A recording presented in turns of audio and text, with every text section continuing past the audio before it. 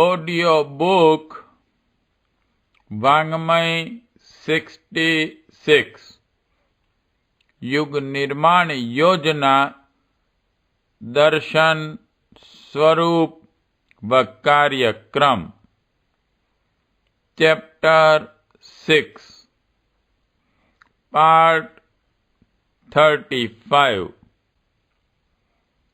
औचित्य की सराहना व अनौचित्य की भर्त्सना की जाए।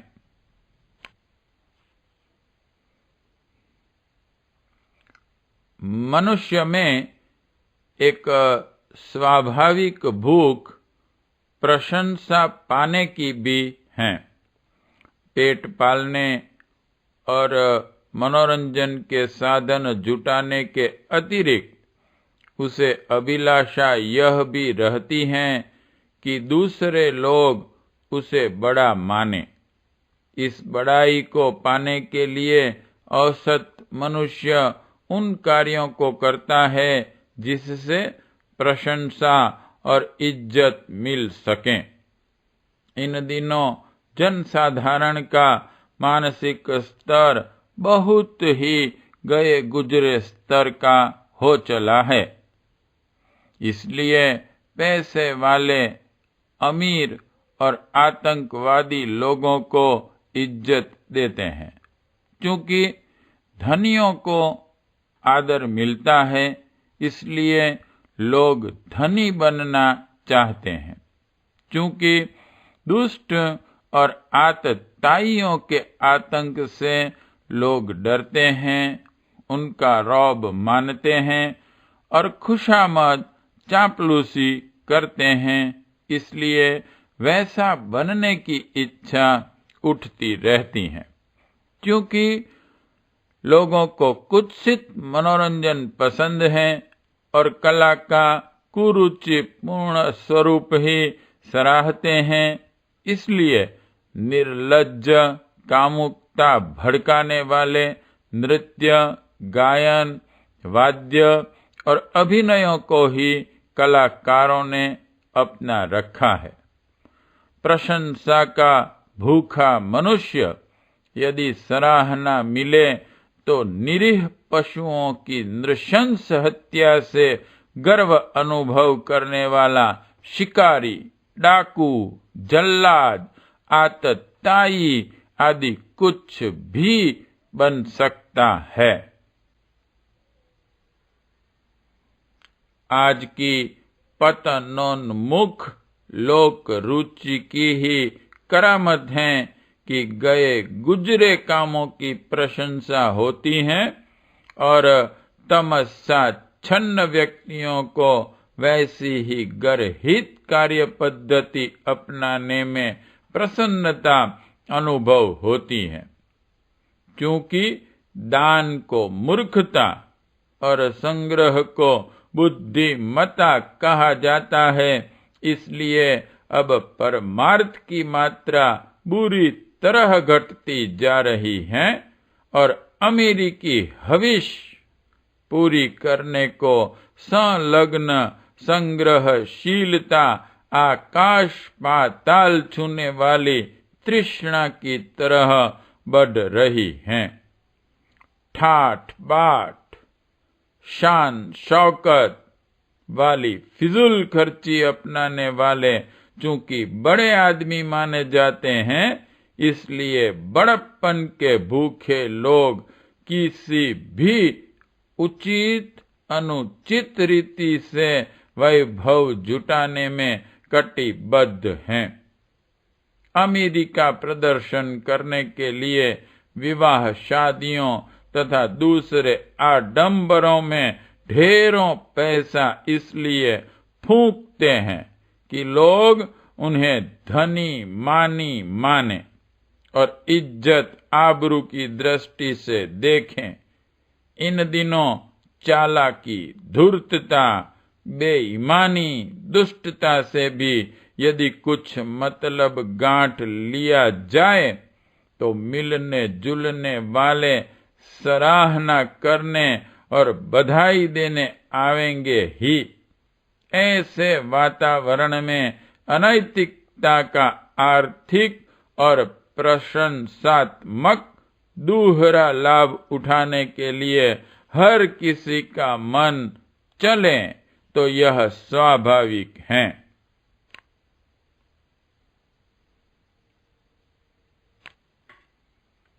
पतनोन्मुख समाज और बढ़ती हुई दुष्प्रवृत्तियों को रोकने के लिए यह नितांत आवश्यक है कि स्वार्थी, संकीर्ण और अवांछनीय व्यक्तियों तथा कार्यों की प्रशंसा ही बंद न की जाए, वरन उनकी भर्त्सना का साहस भी समेटा जाए।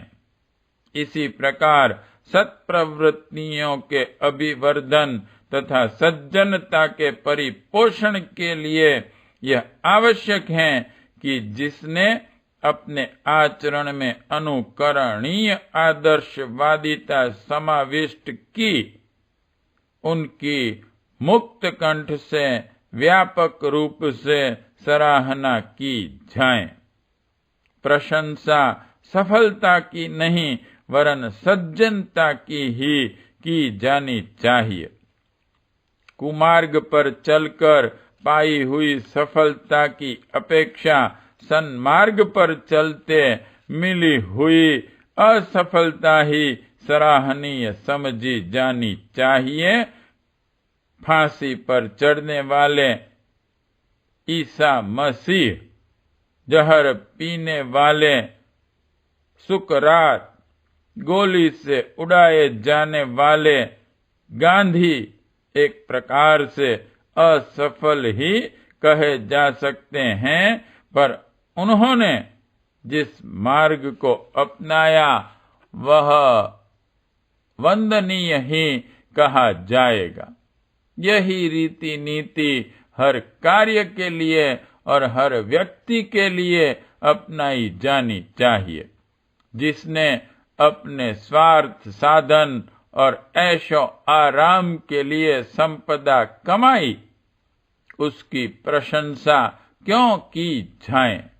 जिसने अनीति के मार्ग में सफलता पाई, जिसने लोकमानस को प्रेरणा न दी, ऐसे पदवीधारी, विद्वान, कलाकार, नेता, अभिनेता की सराहना में एक शब्द नहीं निकाला जाना चाहिए, एक पंक्ति भी नहीं लिखी जानी चाहिए, अन्यथा अनीति का आचरण रोका नहीं जा सकेगा, वरन दिन दिन बढ़ेगा।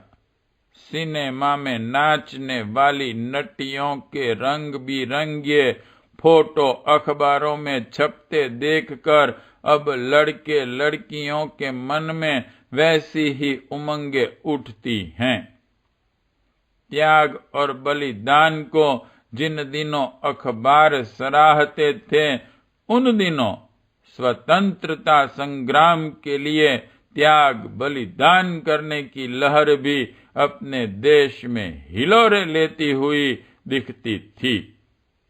आज मिनिस्टरों के गुणगान छपते हैं तो किसी भी तरकीब से उस पद तक पहुंचने के लिए हर प्रभावशाली व्यक्ति लालायित दिखने लगा है।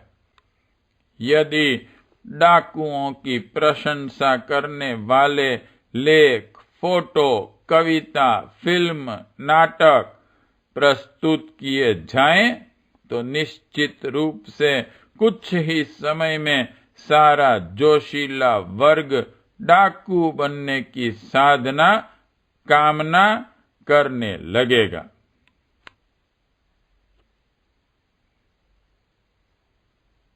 सज्जनता और सत्प्रवृत्तियों का अभिवर्धन और अभीष्ट हो तो उसके लिए प्रशंसा और प्रोत्साहन करने की तैयारी करनी पड़ेगी।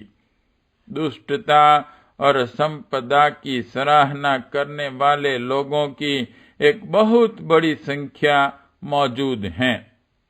फलस्वरूप वे अवांछनीय तत्व द्रुत गति से बढ़ रहे हैं। हमें एक ऐसा वर्ग खड़ा करना है जो सज्जनता और सत्प्रवृत्तियों को सराहे और उनकी प्रशंसा व्यापक बनाने के लिए आवश्यक साधन जुटाएं। पर्चे, पोस्टर, विज्ञापन और छोटे बड़े अखबार निकालकर हमें सज्जनता के समाचार छापने चाहिए और जिन्होंने अनुकरणीय उदारता के कोई आदर्श प्रस्तुत किए हैं उनकी सराहनीय जानकारी को व्यापक क्षेत्र में फैलाया जाना चाहिए। इन दिनों राजा रईसों के हिस्से में ही प्रशंसा पक्ष चला गया है। हमें ऐसे गरीबों और छोटे आदमियों के गुणानुवाद प्रस्तुत करने चाहिए जिन्होंने लोक मंगल के लिए अपनी छोटी शक्ति और छोटे साधनों के रहते हुए भी महानता एवं उदारता का साहसिक परिचय दे डाला। इस प्रयोजन के लिए प्रकाशन, लेखन और गायन की पूरी साधन सामग्री जुटानी चाहिए।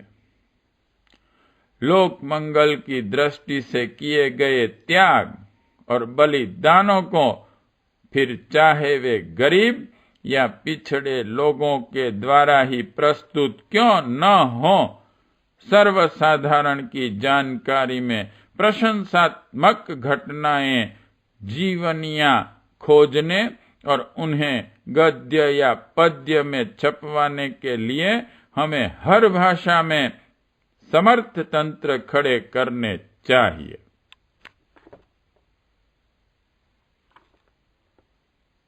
अभिवंदन, आयोजन, जयंतियों, शताब्दियों की एक ऐसी संगठित श्रृंखला चलानी चाहिए जिसके अंतर्गत शानदार उत्सव मनाए जाएं और उन जीवित या स्वर्गस्थ सज्जनों का अभिनंदन किया जाए जिन्होंने मानवता को जीवित रखने के लिए अपने अनुकरणीय आदर्श उपस्थित किए। ऐसे लोगों के स्मारक बनाए जा सकते हैं।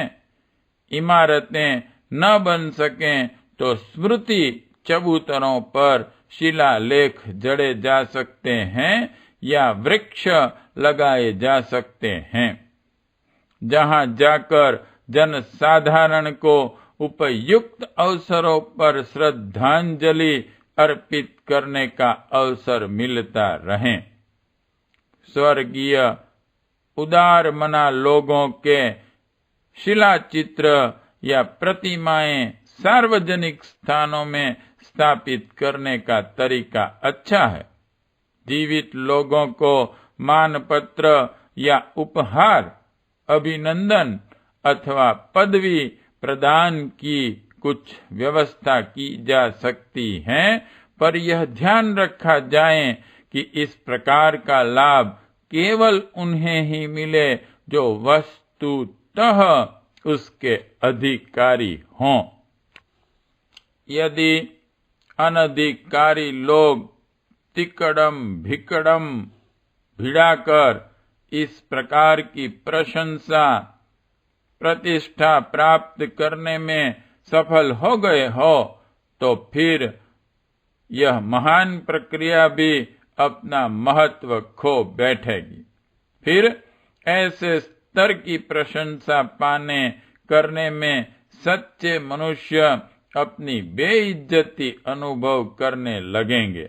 इसलिए इस प्रकार की अभिनंदन प्रशंसा जुटाने वालों को पूरी सतर्कता से यह ध्यान रखना चाहिए कि अवांछनीय और अनधिकारी लोग दंड फंद, पक्षपात या पार्टी बंदी के आधार पर इस पुण्य प्रक्रिया का अपने पक्ष में अनुचित लाभ न उठाने पाएं।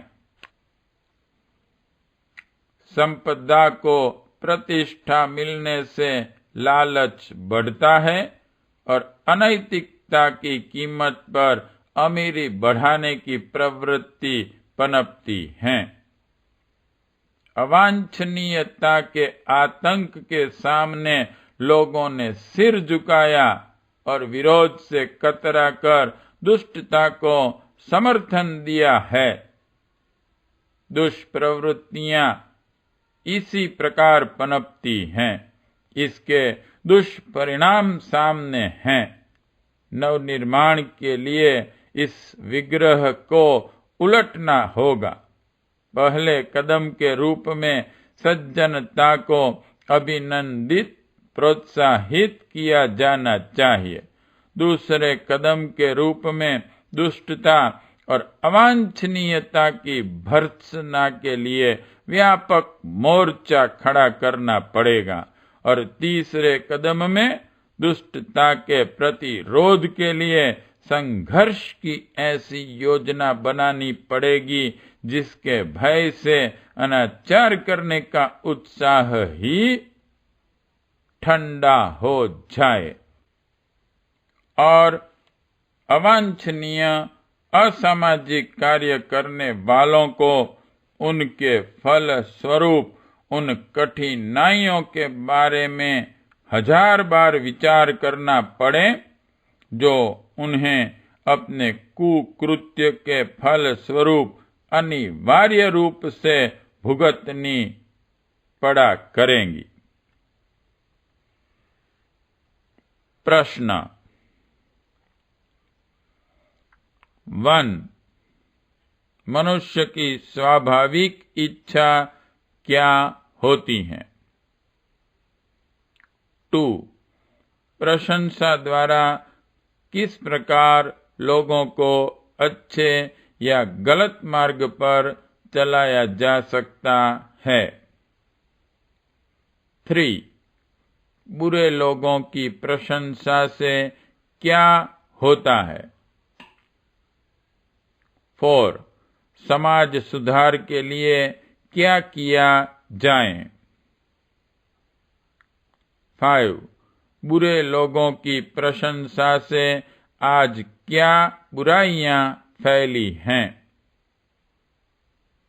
6. अच्छाई को किस तरह प्रोत्साहित किया जाए?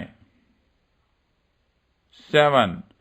संपत्ति को प्रतिष्ठा मिलने से क्या हुआ? 8. दुष्टता के प्रतिरोध में क्या किया जाए? पार्ट 35 समाप्त।